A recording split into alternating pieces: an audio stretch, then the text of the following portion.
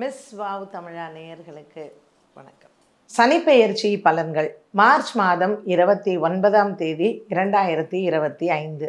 இந்த வருடம் நடக்கக்கூடிய இந்த சனிப்பெயர்ச்சி கும்பராசியிலிருந்து சனி பகவான் மீன ராசிக்கு போகிறார். இது திருக்கணித முறைப்படி ஒவ்வொரு ராசி நேயர்களுக்கும் எப்படி இருக்கும் அப்படிங்கிறத பார்க்கறதுக்கு முன்னாடி பொதுவான பலன்கள் எப்படி இருக்குன்னு பார்க்கலாம். பொது பலன்கள் அப்படின்னு சொல்லும் பொழுது சனி பகவான் மீன ராசிக்கு போகிறார். இந்த மீன ராசி அப்படிங்கிறது குருவினுடைய வீடு. இப்போ சனி பகவான் பிரவேசம் செய்யக்கூடிய இந்த காலகட்டமானது மீன ராசியில் ஏற்கனவே ராகு பகவான் இருக்கிறார். சுக்கிரன் புதன் ராகு இருக்கக்கூடிய இந்த கிரக கூட்டு கிரகங்களில் இப்போ நமக்கு சனி பகவானும் போகும் பொழுது 4 கிரக சேர்க்கை மீன ராசியில் வருது. ஒரு சில வருடங்கள் இந்த சனிப்பெயர்ச்சியில் இந்த மாதிரி நடைபெறக்கூடும். இப்படிப்பட்ட ஒரு கிரக அமைப்பில் இப்படிப்பட்ட ஒரு கிரகங்கள் சேர்ந்து இருக்கும் பொழுது இந்த கிரக சேர்க்கைகளில் இது நாட்டுக்கு நல்லதா அப்படின்னு பார்த்தீங்கன்னா கொஞ்சம் இந்த கிரக சேர்க்கைகள் பொதுவாக ஒரு உலக அளவில் பார்க்கும் பொழுது பிரகத் ஜாதகம்னு சொல்லும் பொழுது உலக அளவில் அது அவ்வளவு நல்ல ஒரு சேர்க்கை கிடையாது. இந்த தமிழ் வருட பிறப்பு பலனில் நம்ம மற்ற விஷயங்களை பற்றி பேசலாம். இந்த சனி பெயர்ச்சி ஒவ்வொரு ராசிகளுக்கும் எப்படி இருக்குது அப்படிங்கிறத தெரிஞ்சுக்கலாம்.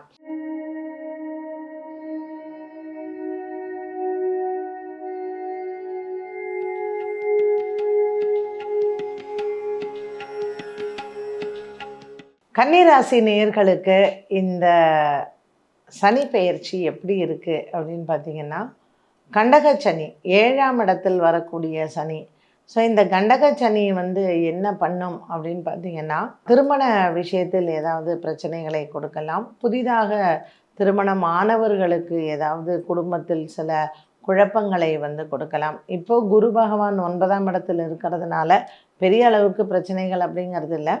பட் நமக்கு இந்த குரு பெயர்ச்சி ராகு கேது பெயர்ச்சி ஆனதுக்கு பிறகு ஸோ இப்போ கேதுவும் நம்ம ராசியிலே இருந்து இப்போ சனி பகவான் 7ஆம் இடத்தில் ராகுவோடு இருக்கிறதுனால கணவன் மனைவி உறவு மற்றும் கூட்டு தொழில் பண்ணுறாங்க இல்லைங்களா, அந்த மாதிரி வியாபார சம்மந்தப்பட்ட விஷயங்களில் தான் சில குழப்பங்கள் வரலாம்.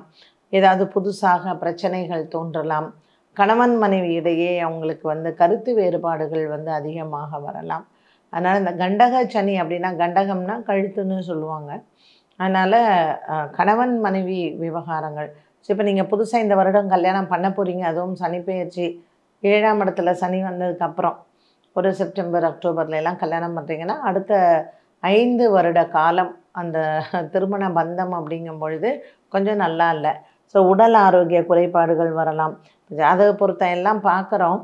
கோச்சாரத்தில் இந்த மாதிரியான ஒரு இதில் நம்ம கல்யாணம் பண்ணும் பொழுது ஏதாவது ஒரு விதத்தில் உடல் ஆரோக்கிய குறைபாடுகள், ஸோ தாம்பத்திய வாழ்க்கையில் பிரச்சனைகள் வர்றது. அதான் இப்போ அது குழந்தை பிறக்குமா அப்படின்னு கேட்டிங்கன்னா நம்ம புதுசாக கல்யாணம் பண்ணுறாங்க, ஒரு திருமண வாழ்க்கையில் குழந்தை எதிர்பார்க்குறாங்க அப்படின்னா 5 வருட காலம் அவங்களுக்கு குழந்தை பாக்கியத்தில் ஏதாவது அவங்களுக்கு இல்லாமல் போகலாம், இல்லை தள்ளி போகலாம், இல்லை கருக்கலைப்பு ஆகலாம். இந்த மாதிரியான பிரச்சனைகள் எல்லாம் வரலாம். ஸோ அது அந்தந்த இண்டிவிஜுவலோட ஹாரோஸ்கோப்பை பொறுத்தது தான். இப்போ குரு பகவான் 10ஆம் இடத்துல வராருன்னா நீங்கள் இவ்வளோ நாள் நாங்கள் ரொம்ப ஃப்ரெண்ட்ஸு, நாங்கள் ஒரு கூட்டு தொழில் பண்ணுறோம், 30 வருஷமாக பண்ணுறோம், 40 வருஷமாக பண்ணுறோன்னு சொல்கிறவங்களுக்கெல்லாம் கூட அதில் சில குறைகள் வருவதற்கான வாய்ப்புகள் நிறைய இருக்குது. அதனால் நம்ம ஒரு நட்பு தேவை அப்படிங்கும் பொழுது பண விவகாரங்களில் எச்சரிக்கையுடன் இருக்கலாம். இதனால் உங்களுக்கு வியாபாரம் குறையிறது, இல்லை ஒரு இடத்துல வேலை பண்ணிவிட்டு நம்ம வேறு இடத்துக்கு விலகி போகிறது. இப்போ இந்த வெளிநாட்டிலலாம் இருக்கிறவங்கள பார்த்திங்கன்னா ஒரே இடத்துல வரன் தேடுவாங்க. ஸோ அந்த மாதிரி ஒரே இடத்துல கிடைக்காது. இவங்க ஒரு இடம் இருக்கலாம், அவங்க ஒரு இடம் இருக்கலாம். ஒரு 3 மாத காலத்திற்கு ஒரு முறை 2 பேரும் பார்த்துக்கிற மாதிரியான ஒரு சந்தர்ப்பங்கள் உருவாகலாம். ஸோ இதெல்லாம் இதுவும் கடந்து போகும் அப்படின்னு சொல்லிட்டு ஏற்றுக்கொள்ளக்கூடிய மனப்பான்மை நமக்கு கண்டிப்பாக வர வேண்டும். இந்த கன்னிராசி நேயர்களுக்கு கண்டக சனி அப்படின்னாலே ஐயோ ஏதோ நமக்கு பெரிய ஆபத்து அப்படிங்கிறது இல்லை. குடும்பத்தில் சில சொத்து தகராறுகள் எல்லாம் வரும். அதுவும் குருவும் மாறிட்டாரு, ஜூன் மாதத்துக்கு மேலே வந்து பார்த்திங்கன்னா 12ஆம் இடத்துல கேத்து வருவார், 6ஆம் இடத்துல ராகு வருவார். ஸோ இந்த ராகு வந்து 6ல், 7ல் வந்து சனி பகவான் மற்றும் 12ஆம் இடத்துல கேத்து, 10ஆம் இடத்துல குரு. இந்த கன்னிராசிக்காரர்களுக்கு அதுவும் ஒரு அரசியல் வாழ்க்கையில் இருக்காங்க, அரசாங்க சம்பந்தப்பட்ட விஷயங்களில் முக்கிய பொறுப்பில் இருக்காங்க, அதுவும் வங்கியில் வேலை பண்ணுறாங்க, அரசாங்கத்தில் ஒரு பெரிய பொறுப்பில் எல்லாம் இருக்கிறாங்கன்னா அவங்க ரொம்ப ஜாகிரதையாக இருக்கணும். கையெழுத்து போடுறதுலையோ, கடன் இப்போ வந்து லோன் வந்து சேங்ஷன் பண்ணுறாங்க, இவங்க பாட்டுக்கு இஷ்டத்துக்கு போட்டு நாளைக்கு அவங்க கட்டாமல் போயிடுவான், இவங்க மேலே கேஸ் வர்றதுக்கான வாய்ப்பு இருக்குது. அரசியல்வாதிகள், அரசாங்க சம்பந்தப்பட்ட முக்கிய பொறுப்பில் இருக்கிறவங்க இவங்கெல்லாம் இந்த குருவின் மாற்றம், கேது 12ஆம் இடம், ராகு 6ஆம் இடம், இதெல்லாம் வந்து நமக்கு கொஞ்சம் தூக்கத்தை வந்து கெடுக்கக்கூடும். ராகு கேது பெயர்ச்சியில் எப்படி ஆகும்னா, ராகு வந்து 6ஆம் இடத்துல வரும்பொழுது இந்த பணம் வரா மாதிரி வருது ஆனால் எண்ணியதில்லை அப்படின்னு சொல்லுவாங்கள்ல. ஸோ பண விவகாரத்தில் ரொம்ப கேர்ஃபுல்லாக இருங்க. உங்கள் ஃப்ரெண்ட்ஸ் வந்து கொடுக்குற மாதிரி கொடுத்து ஏமாற்றலாம், இல்லை ஒரு பெரிய பிஸ்னஸ் வருது அப்படின்னு சொல்லிட்டு நம்ம வந்து கோட்டை விடலாம், நம்மள்ட்ட இருக்கிறதே வந்து கைவிட்டு போகலாம்.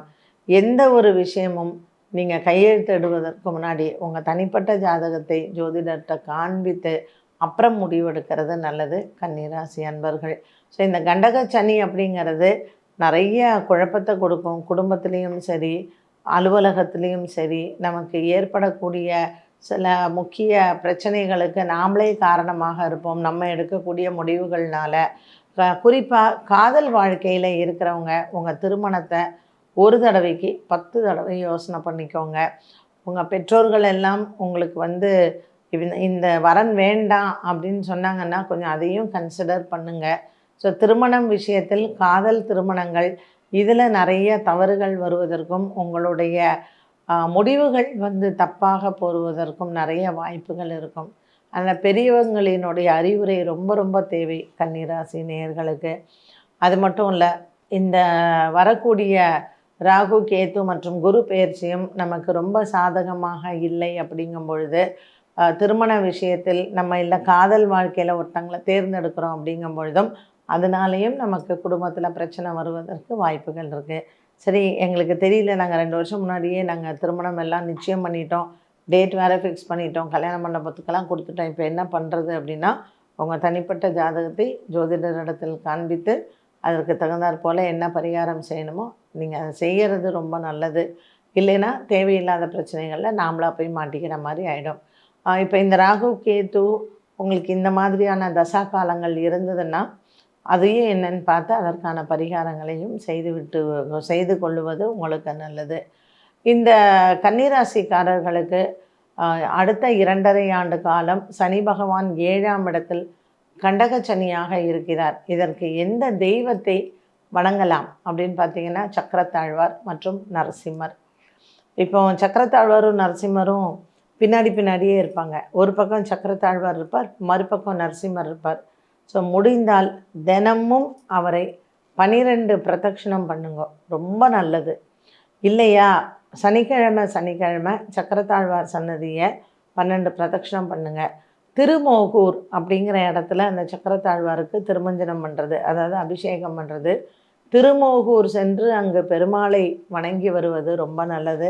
நரசிம்மர், எங்கெங்கெல்லாம் நரசிம்மர் கோயில் இருக்கோ கண்டிப்பாக போங்க.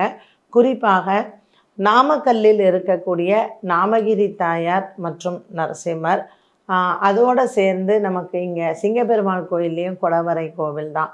ஸோ அந்த நரசிம்மரையும் நீங்கள் பிரதோஷ நாட்களில் நரசிம்மரை சென்று வழிபாடு செய்வது கண்டகச்சனி இருப்பவர்களுக்கு ஒரு மிகச்சிறந்த பரிகாரமாக அமையும்.